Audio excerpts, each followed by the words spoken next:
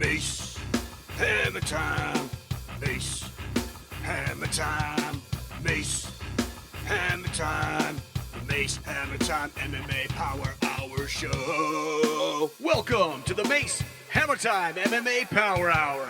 Introducing your host, a man who needs no introduction, the living legend. He's a fighter, action star, male model, part-time baker, and sweet love maker. His victories too vast to count, his defeats stand at zero. He's the one, the only, the deadliest man in the known universe, Mace Hammertime. With your co-host, expert in training, Ronnie J. And the all-knowing, all-seeing Deuce Almighty. So strap in and get ready for the greatest show in combat sports, the Mace Hammertime MMA Power Hour. 2, 1. Oh, hi, everybody. Aloha. What's up, guys? We are Aloha. back, motherfuckers. This is Mace Hammertime here, the deadliest man in the known universe, here with the Mace Hammertime MMA Power Hour show. Episode 30-something. We're up to, 39. yeah, we're crushing it at 39. We were all on top secret missions last week. We're back in action here. Deuce, literally back in action. Deuce, let's start off first off, we always give a shout out to Life of Fighter after the podcast. Shout out to Life of Fighter at the beginning of the podcast, just so everybody knows we're sponsored by Coach Mike, Life of Fighter. Check it out. Great resource for staying healthy and turning into the best possible person you can be. Now, that being said, we got a lot to go over, so we're going to dive right into it. First and foremost, our main man here, Deuce Almighty, is going to be beating the shit out of somebody in South Carolina in a matter of days. Yeah, 2 days. like 2 days, something like 2 that. days. Nice. So 23rd. let's talk about. It's going to be glory kickboxing rules. Glory rules. So there's like 5-second clinch. You can throw knees. Now, are you a big clinch guy? Oh, I love clinching. You love it? Yeah. And y'all know in our gym we we do. But I mean, so so how do you like to, when you use the clinch? Is it like out in the open? Or you like to put them in the corner, hold them against a fence? Oh, or for me, it's like a distance thing. If they're super close, I'm gonna just clinch rather than trying to throw uppercuts and knees. Like I don't land knees very well. Like I don't have like long femurs. Yeah. So like for me to land knees, I'd rather be grabbing you and holding you to throw knees. Yeah. You get that spear knee you do. Yeah, and like I can like kind of throw those big circle knees. The circle knees also, yeah. Yeah. So that's like pretty much my premise with the clinching. But it's kickboxing rules. We do Muay Thai, but kickboxing is you know what? At our gym, I don't even think we do. We just do fighting. Yeah, eight limbs ass whooping. Faux show. That's what's up. Because one thing, if you especially when Buck says we're not in Thailand. Yeah. Right? And I get that because, if you come out to do a fight in the United States and you're actually in that Muay Thai, that traditional Muay Thai stance, very like much you'll see in Thailand, I don't think it's going to do you well. No, not really. Because I've only ever seen a few people make it work. They get a little more Western. And we're in the West, so we get more Western. It's more boxing. More boxing, a little more squatty. Yeah. A little less, straight up and down, because it's fused so differently with the boxing now. And Muay Thai, and it's not a high points for like technique. It's high points for being hit and not being hit. It's about damage and efficiency and winning a fight, really. Exactly. And sometimes, I think the base model for Muay Thai is great, but then when you allow people to kind of do their own thing with it, like every martial art, because it's an art, then you start to see the gym like is not like, we're a rough gym. It's a rough gym. Faux show. The martial art becomes expression. It's a rough gym, and it's like, I think then when you go to a gym like that, it starts to develop its own identity about what they're expected, how they clinch, how they try to finish. Do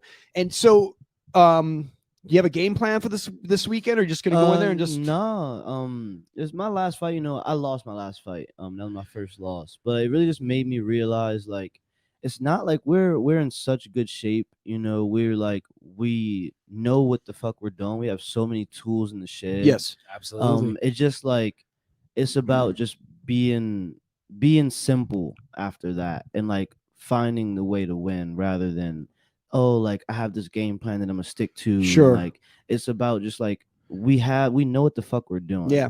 Like we know how to fucking fight. So it's really just tailoring that to be able to get the win. Yeah, I think clearly when you're in a strike only type scenario and there's a rule set like that, like so let's say you're an MMA, right? Yeah. And like a game plan, and this guy has never wrestled before, you're an all-American wrestler. Clearly there's a game plan to take him to the ground.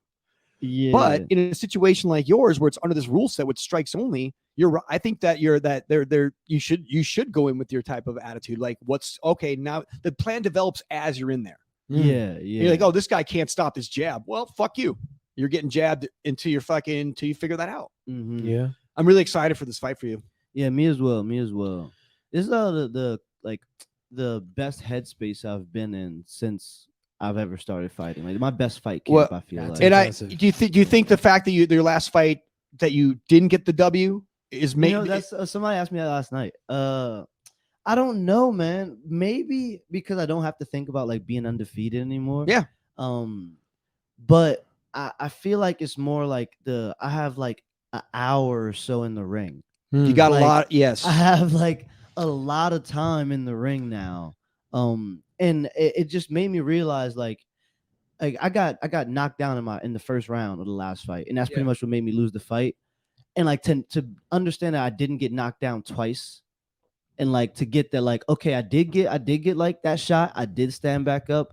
And then, like, I did fight 2 more rounds without getting without hit at all, again. because that was kind of like I wasn't there. That was you. Explain to me. Yeah. Explain to the listeners what that was. How that. bro. I think it's just like a terrible habit.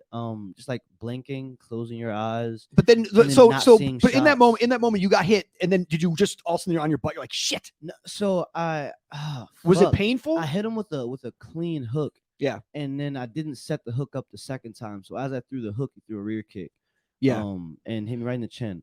But I think I was blinking, like I wasn't paying attention. But So when I got hit, I didn't notice till I was falling.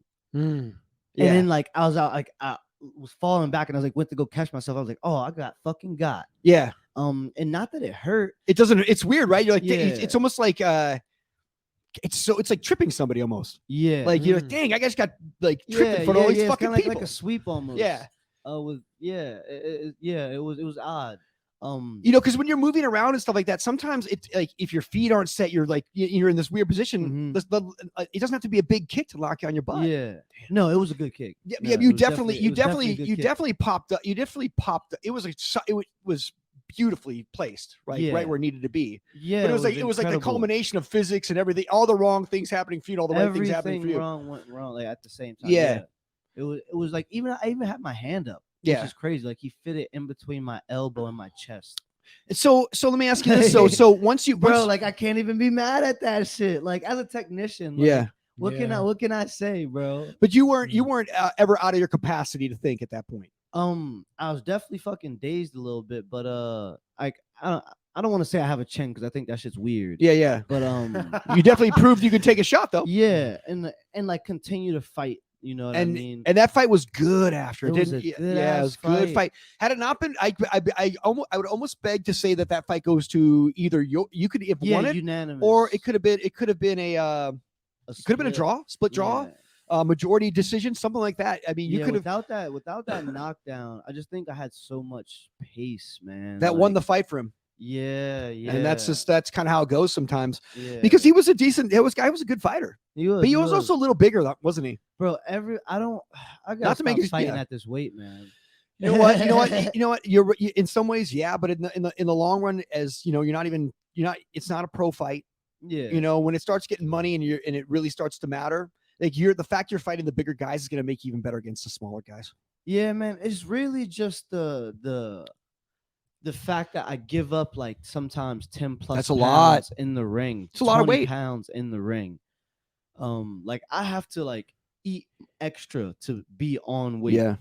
you This is know? good. Listen, all this is like, this is why people do fight amateurs, because it's all about that you're getting an hour of experience in the ring. Yeah. Dude, when you go pro, you're not going to take bigger guy fights. You're going to fight guys your size Facts. and beat the fuck out of them. Facts. And it's going to be awesome. In baseball, they used to have the little ring they put around the bat to make it Yeah. heavier while you're warming up. That's what you're doing right now with big dudes. And then when you get in there, you're going to be hitting home runs. Yeah, I've never like I've finished everyone at 125 that I fought. I really hope that you and Isaac both get finishes this week. Yeah, It's I can see it. I can definitely see it. Isaac, because he is extremely like it's hard to prepare for somebody like Isaac. One, because he has no film on him. yeah. Two, because he's 6'4". He's 6'4" and 180. Is he 180 though now? He's over 180 now. That dude He's got 185 pounds. Right that dude now. got big. Because I think I seen a picture of him the other day when he first showed up at the gym. He looked like a little kid. Yeah. Like was he 19, 18 when he showed up? Yeah. Yeah, 18. And he had long hair, was quiet, probably 140 pounds. He was like 140, 143 when Yeah. he came. Now he's like 185. He's giant. And Yeah. and like he'd be angry. Like, well, I told him, he's like, I'm not an angry guy. I was like, listen, dude, it's not like you're like running around being mean to people, but you can hurt people and not feel bad. yeah. You know? And it's Yeah. like you're not afraid. Like he tries to win. Yes. Yeah. Like he's trying to damage you without remorse. Shout out the anomalous one. Yeah, without remorse. He really, and I he kind of gets into that zone where he puts the eyes, man. When He's when- been like that all week. Yeah. He's been like that all week. well, I just keep going up to him like, "Hey, bro, it's okay, dog." Yeah. It's so funny to watch people get ready to go to battle, though, right? yeah, man. They all yeah, do it in a different way. for sure. Uh, Man, like I've been trying to change my life so fucking much, man. I got a therapist. Bro. you I'm haven't going been, to you therapy. have changed your life. This is what it's a continuous process. Yeah, for sure. But like, it's like making the like I'm talking about more like as like a man rather than as a fighter. Yes, just in general. Yeah, in general. Like I'm like trying to like take care of myself more. I feel Yeah. that. And better. Yeah. Like fucking having a meal prep. Like Yeah. So now like I'm fucking paying for shout out Ron. But I'm paying to like he tracks my macros, Yeah, like make sure I have my meals every week. And now I don't have to think about cooking. I don't have to think about eating. Yeah. I don't have to think about like when and all that time that it takes to do those things. That like that having that time cut out of your day and being able like to use that time for something else matters a lot. And then just mental health fucking matters. Well, I can say it one thing to does. people, and this is a hammer time fucking pro tip is I think it's important for people to be selfish and not in a way where you're stealing and being disgusted, but be selfish with yourself and with your time. Yeah. Take care of yourself first, right? Always. You can't be a good partner to anybody else, can't be a good teammate. Airplane. Yeah, you got to take care of You yourself. gotta fucking put your mask on first. You got to put your mask on first. And so one thing you got to do is really stronger individuals make better communities, in my opinion. for sure. So if you're on a team with a bunch of people that are individually self-motivated and a team, Yeah. so that team is awesome. Yeah. That's how it usually goes. Yeah, we've been saying like at the gym a little bit like if you want to go fast, go alone. If you want to go far, go with your team. Go with your team. It's It's one thing that I've incorporated into my training is since I'm retired from all my combat fights now, just patience. Go slow. Like I'm here it's martial arts as part of my life. I don't want to be hurt. I can't train. exactly. That's it. So And it takes away like happiness and joy and shit. yeah, and Literally. especially with the jujitsu, just drilling and drilling and drilling and drilling. Drilling is And it'd be boring sometimes. it is, but you know what bro. the funniest thing about drilling is I can repetitiously drill things a lot. I have that capacity to practice like obsessive things. Mhm. And not everybody can do that, but you'll see that in like people who drill. Like if you look at like somebody like Kobe, I used to go out and shoot with Kobe all the time. Yeah. Right? Him and I would do 5,000 shots. I help him with his jump shot all the time. Uh-huh. And that's what it takes. You got to have that Mamba mentality to go out there and just fucking work and throw jabs and throw jabs and throw jabs. And so And when your hand's broke, use the other hand. use the other hand, right? But yeah, so slow and steady